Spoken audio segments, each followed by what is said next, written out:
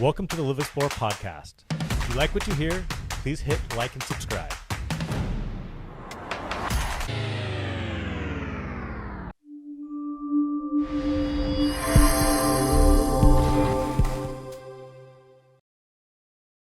I'm Alan Maceo. I'm here with John Crowley, the owner of Aqua's Cafe and also the director of social capital. We're here to talk about the Cool City Challenge. John, welcome. Thank you very much for having me. It's delighted to be here. Great. So tell me, how did Petaluma get the Cool City Challenge? Yeah, great. Thank you for that question. So about a year and a half ago, came across our desk. There was a Cool City Challenge that went out to about 40 cities in California. And it was a typical challenge grant. You had to do a certain amount of things in order to qualify for the grant. And one of the big hurdles was to get each community had to get over 200 members of their community to put their hands up and say, yes, I want to be a cool block leader. Now I'll go into what a block leader means in a minute. But so out of that 40 cities that initially were sent this grant, 3 cities were selected. That was Petaluma, LA, and Irvine. Now it was a wonderful start, got us launched. None of the 3 cities are with their original funder any longer, but it's turned out really, really great for everybody. As I say, we got seed funding, and now we're launching. We're out on our own. We're of course like a non-profit, which we are, a 501c3 non-profit organization under Aqua's Community Foundation as a project thereof. And we are now self-funded. We have some very generous grants for some private individuals here in town. And then we're looking for grants. There's a lot of federal money coming down. There's a lot of state money coming down to support organizations like us that really are transforming communities and helping people. Our kind of main focus, we've got kind of 5 kind of areas that we focus on. And I'll go to those into those over the course of our conversation. But that was kind of the initial outset of it. That Cool City Challenge. Now we refer to ourselves as Cool Petaluma with teams and team leaders, and it really is transforming Petaluma. Fantastic. So you talked about block captains, but maybe now I should talk about team leaders. Team leaders, exactly. So tell me about the team leaders. What do they do? And can you identify them? Or if you don't feel comfortable? They're the ones with the smiles on their faces. No, I'm kidding. So to be a team leader, block leader, you are committing to gathering your 5 or 10 nearest neighbors. So think of it as, emergency happens. What happens? You run out there in the middle of the night, there's an earthquake happening. The 5 or 10 homes that you see right in front of you or beside you are the ones that you're going to be mostly engaged with. Say there is a catastrophic earthquake. You really are going to be dealing with your neighbors. You're going to be helping your neighbors. And so this program provides and facilitates a method for people to go through. So as your team leader, you would invite your 5 or 10 nearest neighbors to a series of 5 parties or gatherings in your home, or hopefully the load of hosting those parties is shared among your neighbors. But the idea is you'll get to know your neighbors over these series of 5 or 6 different parties. Now, in each party, there's a lot of there's a lot of social connection built into these parties. But there's also a very serious aspect of each of these parties, and each party is themed. So the first one will be themed around emergency preparedness. Do we know what our evac zone is? Have we got our emergency to-go bag ready? Do all of our neighbors have our emergency contact numbers? Not just my cell phone numbers, but maybe my brother's, all those people that are maybe I'm out of town. A lot of people, unfortunately, there are some horrible situations where up in the fires in Santa Rosa, people lost their animals because they were away and their neighbors didn't know who was living there, didn't understand that there were pets living in there. So unfortunately, they lost those. So that's the kind of thing. It's a lot of, underneath it all, there's a lot of social capital being built. So as I mentioned, these 5 parties. First one is all about emergency prep. Second one is rethinking our food and consumption. What is it that what we eat and what we consume? How does it affect our planet? How does it affect our footprint? So a big part of the Cool Petaluma is knowing, obviously, we are in an environmental, how should I say, catastrophe, is that it? I say jokingly, but it's not really, it's not funny at all. We are in an emergency. So a lot of it is, what is it that we do on a day-to-day basis that is adding to that climate change? And what we eat, what we consume, is a huge part of that. Also, how do we move about? Are we getting into Hummers and at 10 miles a gallon, driving across town to get a latte, or are we using a bicycle to go across there, and then we might not even have to go to the gym? So a lot of it is kind of modifying the way we think about how we do things. What is our impact on the planet? What is the impact we have on our neighbors? So those kinds of things are all kind of built into that. We have also another big part of it is enhancing buildings. So a lot of our energy, and therefore our footprint on the planet, is as a result of energy consumption. Now, a lot of our energy consumption right now is, we've all had our PG&E bills over the last winter and been shocked at the cost of our energy. But it's the cost of our energy actually goes further. It's not just what we have to pay in dollars, but it's the impact on the planet that are really the true cost of the energy consumption. So the less we can use, the better. There are interesting things that are happening in certainly in California, Petaluma in particular, and Sonoma County. For example, as you probably know, all new home constructions have to have solar on them. They also have to have no gas in them. So it's changing the way we think about things. People are thinking, no, how am I supposed to cook properly if I don't have gas? If you've ever tried an induction burner, you will jump over to cooking with an induction burner faster than you can say, I don't know what, Jack Robinson, is that the old typical right. whatever? There you go. But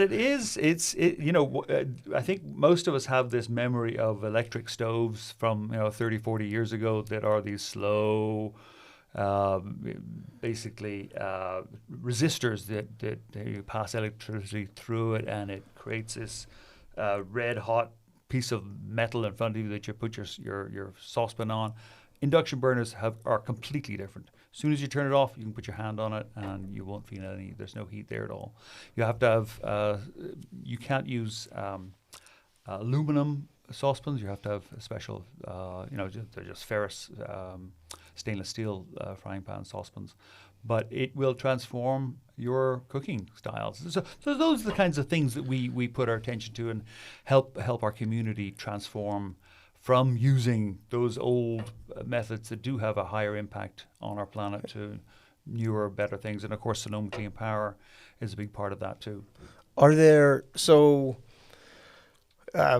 induction, right? I've heard of those. Those sound great. Yep. Now, for people who don't have a new house, right, who do have a gas stove or even an old electric one, right, that maybe want to switch out, are there any grants or is there any? I'm glad you asked that. There you go. Okay, exactly. That's why I'm here. Exactly. Great. Okay. Well, if you're planning to doing anything, changing your water out, changing your heating out, or take a trip to Sonoma Clean Power's Advanced Energy Center. It's on 4th Street up in Petaluma. So it's the Advanced Energy Center. You can Google it.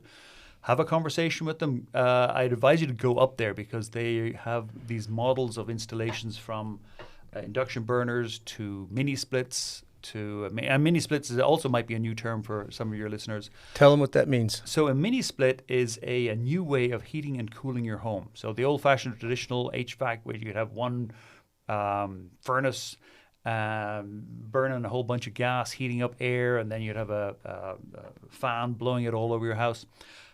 These mini splits, you get one per area, and they're small little kind of very, very sleek kind of refrigerator-style little units that go generally on the wall.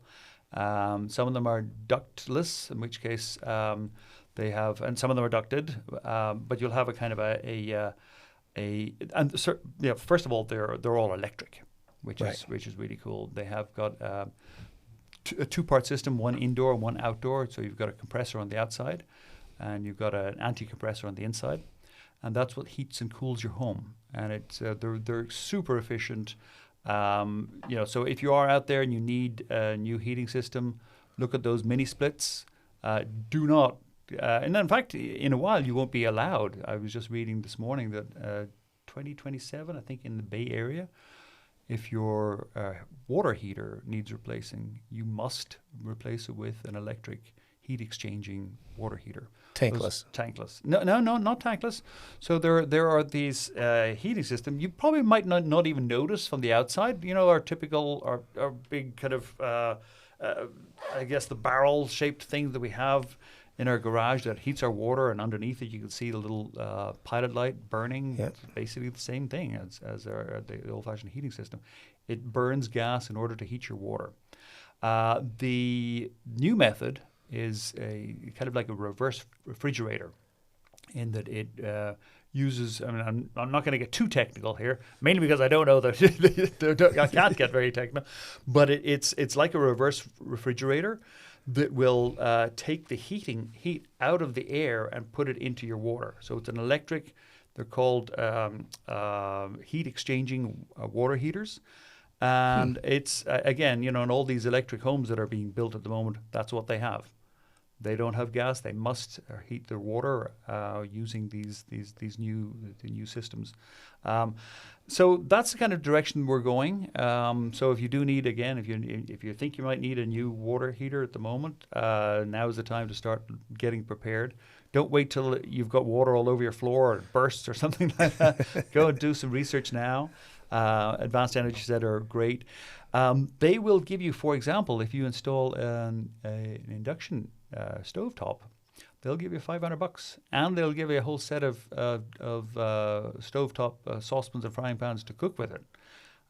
They've also got some great rebates for mini splits, depending on the size of your system. The number $3,000 was in my head, but for water heaters and just general home heaters, definitely have a conversation with them. There are rebates out there. That IRA bill that the feds came out with the end of last year, a lot of good stuff in there. We're just moving to electrification as fast as we can and getting rid of gas. I mean, there's going to be hopefully a day where we'll have a kind of, the mayor will have a ribbon cutting ceremony to basically turn off gas in Petaluma sometime in the future, and it'll probably be within hopefully within 10 years. Wow, that's pretty quick. Goal. Yeah. What about so? Another, a big ticket item is solar. Yes. And the batteries that go with it. Yeah. Right. And the batteries seem to be more expensive than the panels. They are expensive, depending on how many panels you have. Right now, everybody's talking about it because everybody's hearing about we're going from NEM 2.0 to NEM 3.0, and there's a deadline of middle of next month to get your solar installed. You need to have that interconnection signed by PG&E in order to get grandfathered in under NEM 2.0. Talk to your solar installer or your solar provider. The cutoff is kind of about now. You might be able to get it in, you might not. Your solar provider will then be able to. But it's something that we all need to do. Not all homes can. They have too much shade, their roof is heading the wrong direction, it's the wrong angle, the whole bunch of things. So you're lucky if you've got a south-facing roof, because that is extremely valuable. You put a bunch of solar panels on that. And then with NEM 3.0, it's more important to have a battery backup system, because when you're generating the power, you're generating during the day. But in general, here in California, we use most of our power between 4 and 9 p.m. Everybody comes home from work, they start cooking, the lights go on, the TV goes on, those kinds of things. With the battery system, you're able to move a lot of that consumption, or store that consumption for that few hours between, obviously most of the solar energy is being generated when the sun is at its peak, so around noon or 1 p.m. But you're going to be using it later on in the day, and that's what you use the battery for storing it for those couple of hours. So NEM 2 to NEM 3. So NEM 2, isn't that the connection? It's to PG&E, and they charge you, what is it, like currently $11 a month to connect your solar system? Yep. Exactly that. So it's the agreement that you, as a solar provider, or you own your solar, or maybe you rent or you lease it.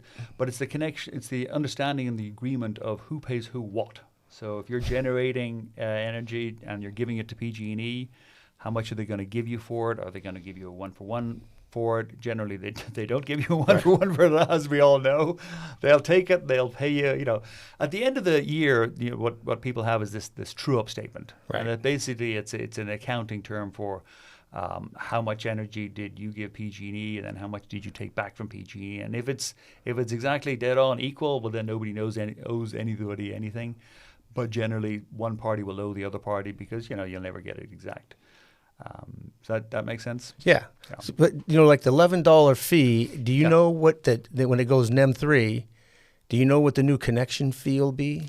There was talk like they wanted $156 or something like that. It's what the exact number is it's not pretty, but how the true-ups work, and you really should have a chat with your solar provider. About that, but it's not as advantageous. If you can get solar under NEM 2, do it right now, because NEM 3, it'll still be worth it. It'll still be cheaper than getting PG&E, but definitely try for NEM 2 if you can. Okay, what about batteries? Are you aware of, or have you heard a story about how are they going to drive down the cost of batteries, or are they? Is that just one of those things where this is what you get? Yeah, well, most of it is unfortunately this is what you get right now. We're lithium-ion batteries is the technology. There are future things, but they're so far down the road that don't hold on waiting for until next year. It's going to be, but it'll be 5 years down the road. They're making ferrous oxide batteries and heating nanotubes to incredible rates or incredible temperatures to store energy. So there's a lot of great technology in the making and happening, but not quite there yet. Okay. So. How about like gray water systems, rainwater storage? Yeah. So gray water to me is low-hanging fruit. Yes. I think. Yeah. Right. Yeah. Of course, when somebody tells me what it takes to take it from your shower out to the landscape, it's another hole in the house, right? Yeah, so, but it's something that, I am surprised that, I think it was even about 3 or 4 years ago, they were illegal in California or Petaluma, or I'm not sure exactly which jurisdictions they were illegal. But it's kind of one of those things that it makes perfect sense. Everybody should have them. And in fact, it should be illegal not to have one in a while, especially with new construction. If you've got a yard, what are you doing, in your shower, kind of using 5 or 10 gallons a day that goes basically down the drain? Why not use it for your tomato plants or irrigation? I currently have a bucket in my shower. Exactly. Yeah, and I'm most the people do. Genius who gets to carry it down the stairs and dump it. Exactly. So, right. is that something that's there? If I went and looked for this, and I haven't done this, you think there are gray water systems available, or is that still in the process of being developed? So there are gray water systems that you can get companies to install for you. Daily Act's a great organization here in town. dailyacts.org. Have a look at their website. Again, they are an organization that will guide you and help you, and basically kind of creates a path for you to install your own, or they might install it for you. But at the end of the day, it's kind of like something that I really feel it should be part of the new construction. Again, we're not there yet. Right. But small steps at a time. But the gray water systems, depending on your house and your garden and the physical layout of that, could be quite an easy thing. It really kind of depends on your plumbing for that. Okay. All right. Let's go to everybody's favorite topic. EVs. EVs. Cars, bikes. I've had an EV. How long have I had an EV? Probably about 5 years, 6 years. Started with a Nissan Leaf, and it's just wonderful not having to go to the gas station anymore. Plug it in. You can either get install a 220 charger, or I haven't even bothered doing that. I just plug it into the 110. Again, it's each of these kind of solutions is dependent on how far you drive during the day. If you're going down to the city every morning, then you might want to install one of those 220 faster chargers. But it's one of those things that, again, and then people will say, oh, well, you got to get the lithium from somewhere, and that's causing, environmental degradation in some other part of the world. Indisputable, yes. Is it the lesser of two evils? Yes. Obviously, the best thing to do would be to cycle everywhere, or use public transport or something like that. Not always possible, but EVs are one of the kind of no-brainer things to do, and they're becoming a lot cheaper now. There are, again, rebates from state and federal incentives to help people buy these EVs. What's your take on EV bikes? Be careful, we have 3 of them in our office. I saw them. They're beautiful. And the owner's a little sensitive about them. They are great. No, I can't imagine. It's interesting to see how EVs have really helped people get back on bicycles. I know so many people, maybe older people, who I used to be a road biker and stopped road biking because I was just a little nervous out on some of these roads with the trucks kind of flying by you, not paying any attention. But I digress. But having EV bikes has given people a new kind of lease on getting out on bicycles, and you can get them. You get smaller, tiny ones, and you get these wonderful cargo ones that can fit 3 children and shopping bags and God knows what else on them. And they are becoming more and more prevalent all over town. And we're also, I like what's happening with the city is they're also kind of realizing, okay, we need to make our roads a little safer and create bike paths because it is the way of the future. It's interesting to kind of to think about how we drive over to our gym and we work out, whereas we could just cycle over to the gym and then just cycle back again. You don't even have to go into the gym. That's right. You'd have done it all. There's a company called Electric E-Bikes who's come out with a trike. Yeah. So imagine, if you're elderly or if you have hip or knee issues, and exactly. Yeah. That'd be a way to resolve that. Yeah. But that's funny. We drive to the gym to work out, to drive back. Exactly, yeah. And that's the kind of thing that Cool Petaluma does. We'll create, so a couple of months ago we had an e-bike meetup. And what was that? Well, a lot of people aren't quite sure, is an e-bike right for me? There's so many out there. So we put a really nice event. We were over at the Grand Central Cafe. And we had invited everybody with an e-bike and everybody who was interested in e-bike. And we also invited a couple of the local bike shops to come. And it was an amazing event. We had probably about somewhere between 50 and 60 different bikes there, EV bike owners. Right. So you could have a chat with the EV owner themselves. And, wouldn't it be nicer to have a chat with somebody rather than a salesperson? Some bikes might be more better for going shopping with or going long distances, those kinds of things, and it just created a really nice kind of atmosphere of helping people understand what kind of an e-bike might be best for them. So we have a courtyard here between the 2 buildings, as you know, right? Yep. As you walk up, and we're talking about using that area to have a rack where e-bikes could park. People could ride their bike down, park it, charge it. Yep. Right? Yeah. It would be ideal to get a hold of those people just to find out what would they like to see. And I'm sure there's a safety component, right? Because nobody wants to see their bike right off without them. Yes. Right? Exactly, and then charging a big deal, having the capability to charge. Or what kind of things would be optimal for that courtyard? Is that something that you think that group would be open to talking about? Absolutely. Well, I mean, it wasn't not a specific group. It was just members of the community came down to share their experiences with their own e-bikes. But I just love your idea of having a kind of a courtyard out there with various different and unfortunately, I think most of the charging mechanisms, they're all different, of course. Of course, they're like computers, right? Exactly, they're all different. Exactly. So until that kind of settles down to something that's more standard, you're probably going to have difficulty with one kind of charging station for everybody there. So, but I like the idea of just having them there for storage. You thinking for storage, or you think you're renting them out? So that's another topic we came up with. Not so much maybe renting them out, but using them for tours. We have Great. we have the Yeah. capability to do tours around town. Yeah. So Yeah. we're working on getting that going, and a lot of the groundwork's already been done. Yeah. Okay. Yeah. We just need Yes. to work the bikes in. Yeah. Yeah. Yeah. Yeah.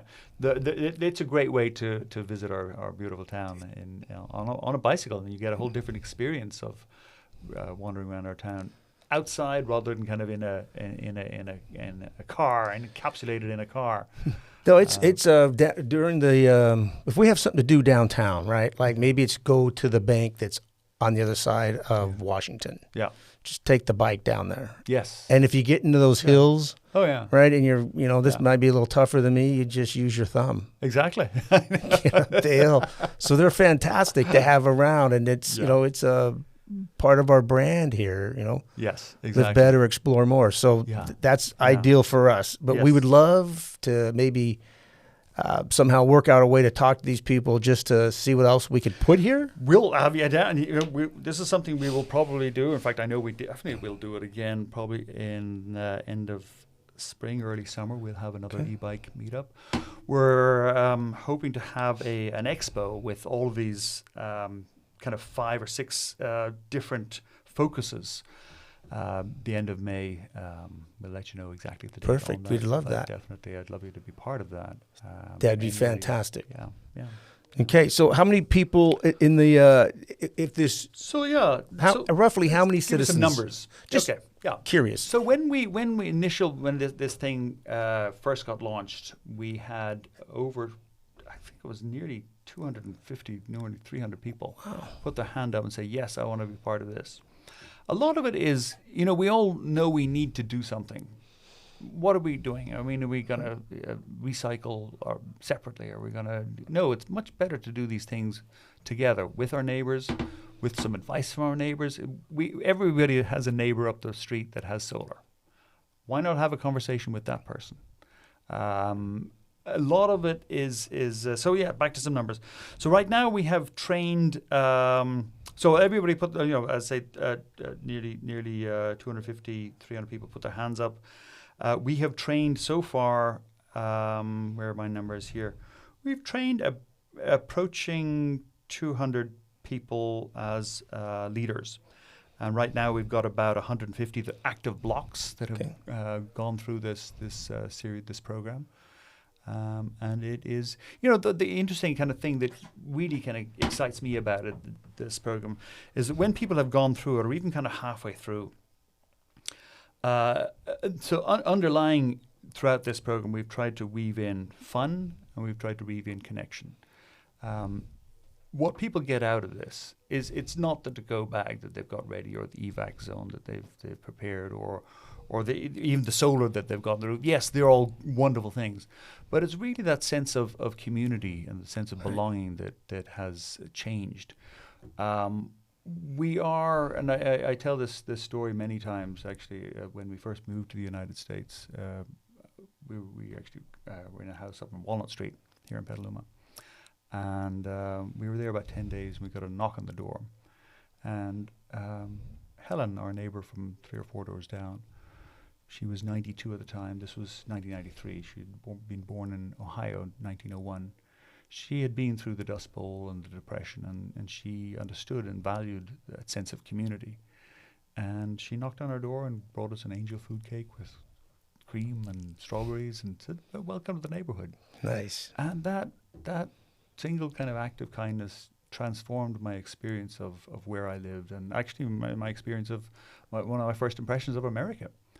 And we don't do that so much anymore. We're, is it commuting? Is it watching TV? Is it, I'm not sure what it is, but a lot of times we don't know our neighbors as much as maybe our previous generations did. Right. And there's I kind of think there's these stories of Frank 4 doors up the road that I've spent 20 years waving to, but don't know his last name, don't know anything about him, and probably vice versa. But this program kind of forces us together, forces us to, in a nice kind of gentle way, right? Because we all know we need to do something for the planet. We all know we need to do something to prepare for emergencies. Why not do it together? And during these series of 5 parties or gatherings, you'll get to know that Frank down the road, and you'll get to know that actually, we've got a lot in common, and that it might become a best friend. Knowing that he's got the emergency generator in case of an emergency is a great thing, and knowing that he's willing to share it is a great thing. Nice. So that sense of that kind of the re-neighboring of America. I mean, some people, they know all their neighbors, it's great, and Right. they have coffee socials and whatever, but not everybody's lucky enough to build No. to be in that kind of situation. And this program, it's a gentle, really nice way of creating and fostering that sense of community and sense of belonging. And that's what we need to know. And we need to know our neighbors. When an emergency happens, my advice is get to know your neighbors before the emergency happens, There you go. and not after. What have you heard of the Blue Zones? I have heard very much, absolutely, about the Blue Zones. Yes, Do you think that could be an enhancement to both your program absolutely, and the Blue Zones program could be mutually? Oh, absolutely. It's a win-win for everybody. I heard and I know that it's coming to town, and Yep. we're delighted I was part of the advisory committee and saw the presentation and was absolutely gung-ho for this, and so delighted that it is happening. Very much it kind of can go hand in hand with Cool Petaluma. Our focus is obviously on lowering our carbon footprint. But underneath it, it's creating a sense of belonging and a sense of community. As well as making sure that we're ready for our emergencies. And then Cool Zones, it's got I believe something like 9 facets Yep. that they focus on, and some of them are overlapping with ours, which is wonderful. I think I'm looking forward to working together with Blue Zones. This be interesting Yeah. Oh, absolutely. to see how the two of them function together. Exactly. I mean, one of the things. So, for example, we're launching this initiative. We started at the beginning of last summer. Didn't quite have summertime ended before we could get it fully launched, but we were hoping to do it again. It's this idea of a passeggiata. Now, a passeggiata is an Italian word meaning a nice, pleasant walk after dinner. And so we're encouraging everybody in Petaluma to every Thursday at 7 o'clock just to go and walk around your block. So think of what would happen if everybody in Petaluma just Did that. did that every Thursday at 7 p.m., just went out and took a walk around the block. The most amazing things would happen. I did it around my block, and I met a whole bunch of people around my block that I would never have otherwise walked. And some of them knew about the 7 o'clock passeggiata, some of them didn't. Some of them I bumped into.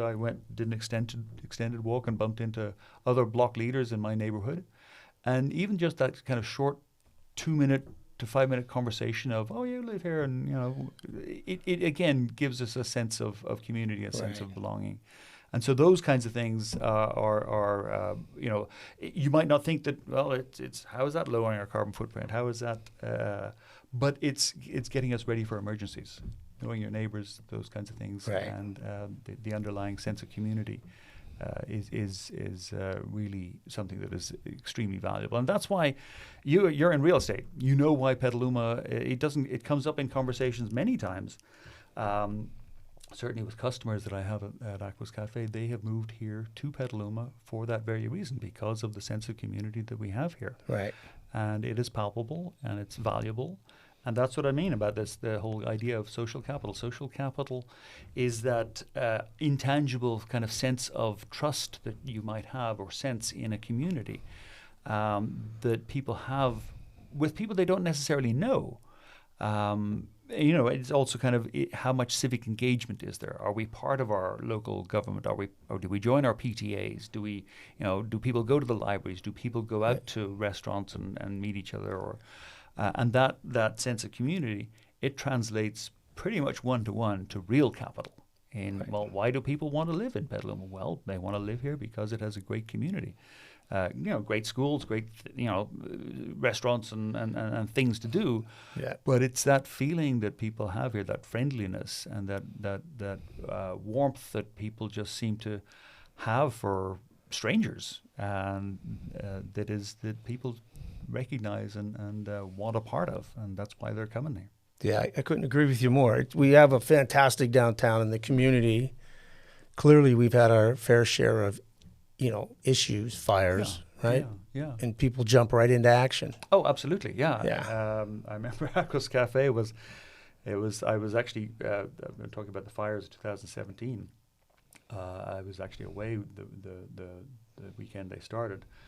But Aqua's Cafe was full of, I guess, refugees from all of Sonoma County who'd come down, with sometimes just a plastic bag or a suitcase, and that was all they had, fleeing. And Petaluma saw down the fairgrounds how we motivated and or how we mobilized, should I say, into helping one another, and that's really what it's about. It was fantastic. Yeah. If somebody wants to get a hold of you, because they want to get trained, Yep. how do they do that? So you could go to coolpetaluma.org. Have a look at the programs there. You can email me at john.crowley, Crowley, at coolpetaluma.org. You can phone me at 707-347-6692. You can come down to the Aqua's Cafe. Probably, I'm generally there Wednesday from about 4 o'clock onwards. Otherwise, I'm in and out. I'm always there at least once a day, but sometimes it's for about 30 seconds to get a coffee. Sometimes it's for 4 hours to fix whatever it is that needs fixing. Or That's right. those kinds of. We're having, sometimes we have events there. Pre-COVID, we used to have music 5 nights a week there. Right. We haven't quite got back to that yet. We will. Just my focus is on Cool Petaluma at the moment, and I'm just realizing that I can't be in 2 places at once. It's tough. But a lot of the overlapping things that Cool Petaluma does together with the Aqua's Community Foundation is that building that sense of community.